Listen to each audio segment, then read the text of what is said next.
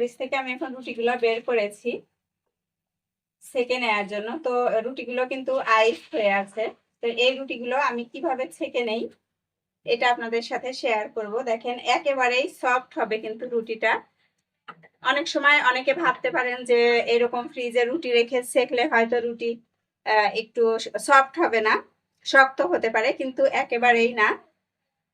আমি সেকে দেখাচ্ছি, আপনাদের দেখলেই বুঝতে পারবেন। এক সাইড যখন হয়ে যাবে তখন কিন্তু উল্টাতে হবে। এক সাইড যদি না হয় তখন কিন্তু উল্টানো যাবে না, রুটিটা ছিঁড়ে যাবে সেক্ষেত্রে। তাই এক সাইড ভালো মতো হওয়ার পরে তারপরে উল্টাতে হবে। আর এখন এই তো উল্টিয়ে পাল্টিয়ে সেকে নিতে হবে। আমি কিন্তু সব সময় রুটি এভাবেই রাখি। ওই প্রত্যেকদিন বানানো এটা সম্ভব হয় না, যেহেতু বাচ্চাদের নিয়ে স্কুলে যাই, আর বানাতেও আমার ভালো লাগে না প্রত্যেকদিন একটা একটা ঝামেলা করা।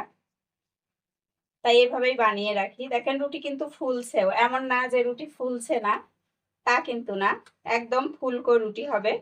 এই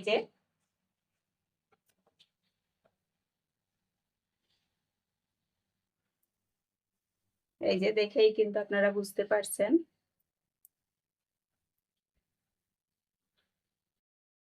রুটিগুলো আমার ছেঁকে নেওয়া হয়ে গিয়েছে। এখন আমি আপনাদের একটু দেখিয়ে দিচ্ছি যে রুটিটা কতটা সফট হয়েছে। ডিপ ফ্রিজে রুটি রেখে খেতে কিন্তু এখন আর কোনো সমস্যা নেই, যারা ভয় পেতেন তাদের জন্য। তবে একটা বিষয় হচ্ছে যে আমি আসলে এভাবে করি বলে আমি আপনাদের সাথে শেয়ার করছি। আর ইদানিং কিন্তু শুধু আমি না, অনেকেই এরকম ফ্রোজেন রুটি খান। তবে কিছু কিছু মানুষ ভয় পান, তাই একটু শেয়ার করলাম। তবে ফ্রেশ জিনিস খাওয়াটাই কিন্তু ভালো। এদিকে আমি সবজিগুলো সব কেটে নিচ্ছি, আজকে যা রান্না করব তো রেডি করে নিব। আজকে আর বুয়াকে দিয়ে এগুলো আমি রেডি করাতে পারিনি, কারণ বুয়াকে দিয়ে অন্য কাজ করিয়েছি। ছোটা বুয়াকে দিয়ে দেখা যায় যে নির্দিষ্ট কাজের মধ্যেই সীমাবদ্ধ থাকতে হয়। সবজি কাটতে কাটতেই আপনাদের সাথে আমার একটা সমস্যার বিষয় শেয়ার করি। সেটা হচ্ছে আমার ইউটিউবার আপুদের সাথে আর কি, আপু ভাইয়া যারা আছেন, আপনাদের সাথে এর আগে আমি শেয়ার করেছি যে আমার চ্যানেল থেকে 2টা ভিডিও ডিলিট করে দিয়েছে ইউটিউব। এটা ছিল আমার জন্য পানিশমেন্ট। আর পানিশমেন্ট দেওয়ার 2-3 দিন পরে আমার কাছে আরও একটা ইমেইল এসেছে, ইউটিউব পাঠিয়েছে আর কি। তো ইউটিউব যে ইমেইলটা পাঠিয়েছে তার মিনিংটা এরকম যে এটা হচ্ছে ফার্স্ট টাইম বলে আমার অল্প পানিশমেন্ট হয়েছে, যে 2টা ভিডিও ডিলিট হয়েছে। রিসেন্ট যেটা আপলোড করেছিলাম ওই ভিডিওটা, আর চ্যানেলে সবচেয়ে বেশি ভিউজ যে ভিডিওতে, সেই ভিডিওটা ডিলিট করেছে। আর এরপরে যদি আমি এই ধরনের ভুল করি অথবা কোনো ভুল করে থাকি, তাহলে আমার চ্যানেলে 1 সপ্তাহের স্ট্রাইক দিবে, এই ধরনের একটা সতর্ক বার্তা পাঠিয়েছে আমার জন্য।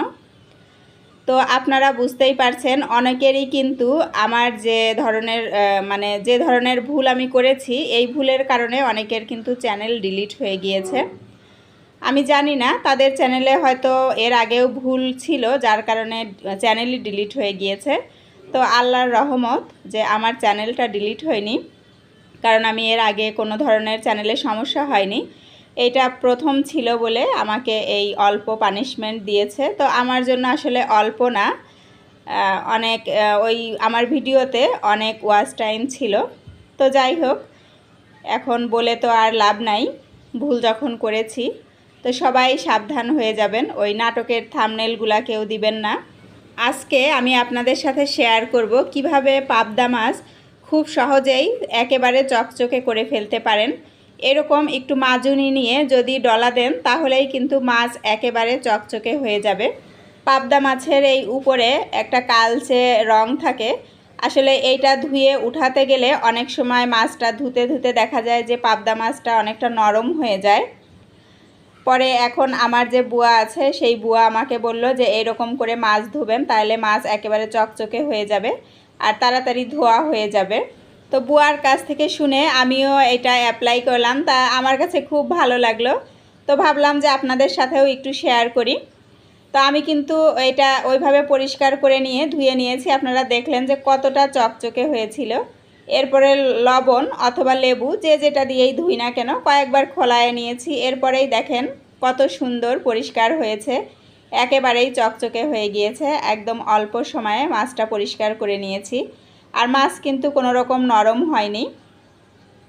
আর এর মধ্যেই বুয়াকে দিয়ে আজকে আমি রসুন কাটিয়েছিলাম, একটু বেটে নিব, সামনে কুরবানির ঈদও আছে। তো যেহেতু আমি এখন পার্মানেন্ট লোক নাই, সবসময় পার্মানেন্ট লোকের উপর ডিপেন্ড করেছি, একটা অভ্যাস ছিল। তো আগের থেকেই একটা একটা করে কাজ গুছিয়ে নিচ্ছি। এই জন্য রসুন পেস্ট করে ফ্রিজে রেখে দিব।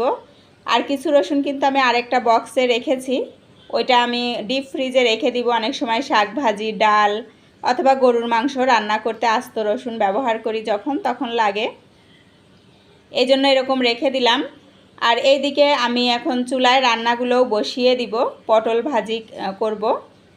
এই পটলগুলো আমার বাড়ি থেকে পাঠিয়েছে, আপনাদের সাথে শেয়ার করেছিলাম যে আমার ভাইয়া এসেছিল, তো এইগুলো নিয়ে এসেছিল।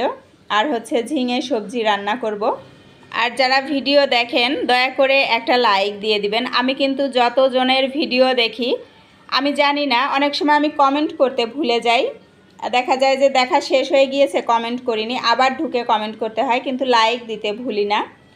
কিন্তু আমার ভিডিওতে সেরকম লাইক আসে না, জানি না কেন, কমেন্ট দেখা যায় বেশি হয়, লাইক কম, এরকমও হয়। তো আপনারা একটু মনে করে কষ্ট করে লাইকটা দিয়ে দিবেন প্লিজ। আর সবজিগুলো রান্না হয়ে গিয়েছে, আমি কিন্তু বক্সে বেড়ে নিয়েছি। আর এই এক ফাঁকে যে আমি রসুনটা ব্লেন্ড করে নিয়ে এসেছি, আর বক্সেও এখন রেখে দিব ডিপ ফ্রিজে। আর এইদিকে পাবদা মাছগুলোও ভেজে নিচ্ছি। এই তো আমার আজকের রান্না বান্না কিন্তু শেষ।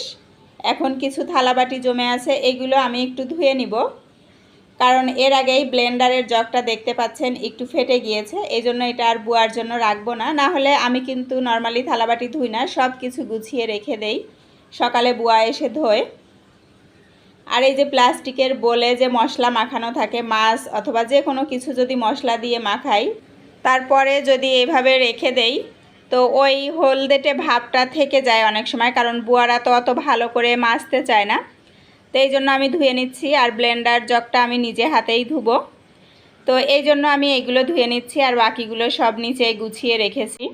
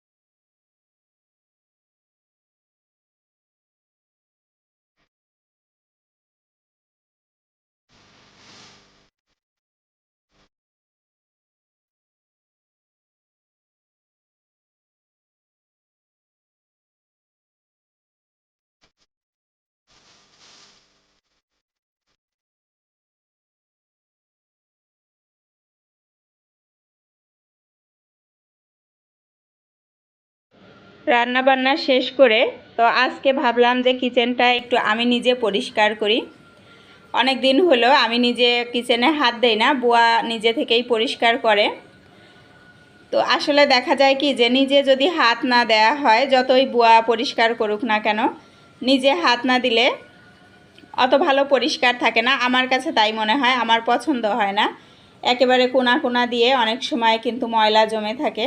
যদিও আমার বুয়াটা ভালো আছে, বললে পরিষ্কার করে, তারপরেও মানে নিজে একটু হাত লাগানো মানে আরও একটু ভালো মতো পরিষ্কার হওয়া। এই জন্য আজকে একটু মুছে নিচ্ছি, আমি সব কিছুই ভালো করে পরিষ্কার করে নিচ্ছি।